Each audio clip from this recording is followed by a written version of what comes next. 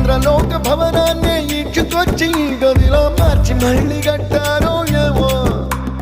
మాయజాలము తెలుసు మంత్రగారడి తెలుసు రెంటి కన్న ఇది ఇంకోటేమో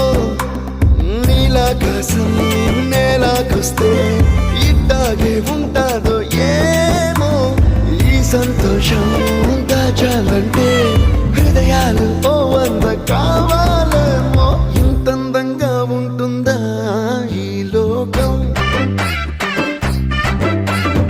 ఇన్నాళ్ళు ఈ మనసుకి తెలియాలేదే పాపం